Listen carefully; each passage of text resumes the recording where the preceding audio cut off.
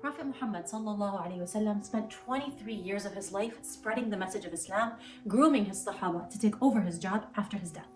When he was 63 years old and sick with the fever that would eventually take his life, he was too weak to lead the Salah, and Abu Bakr as-Siddiq radiallahu anhu took his place.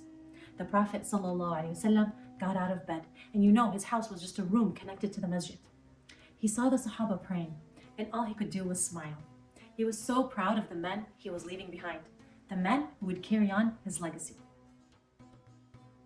If the Prophet could peek into your window today and see you when you're praying, when you're texting, what you're watching, would he smile too? Or would he cry?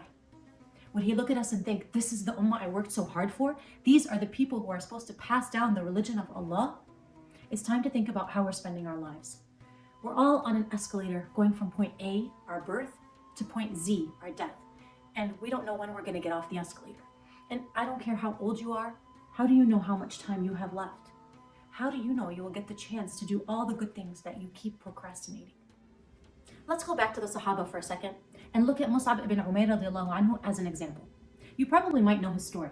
He came from the best family. He was the most handsome teen in Mecca. He was the richest teen. He wore the best clothing and had the best cologne. He had everything. But one day in Dar al-Arqam, he heard the message of Islam, and without any hesitation, he took his shahada. But by choosing the path of Islam, he lost everything.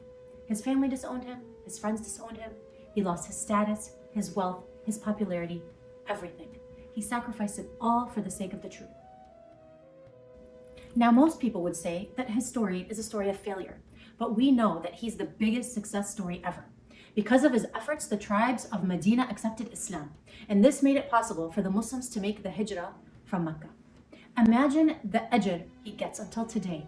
Every person that visits Medina is able to do so partly because of his effort. The Prophet ﷺ left Islam in our hands. Did he leave it in good hands? Are we providing any light to this dark world around us? So discover your talents. What are you good at? What can you do? How can you benefit the world?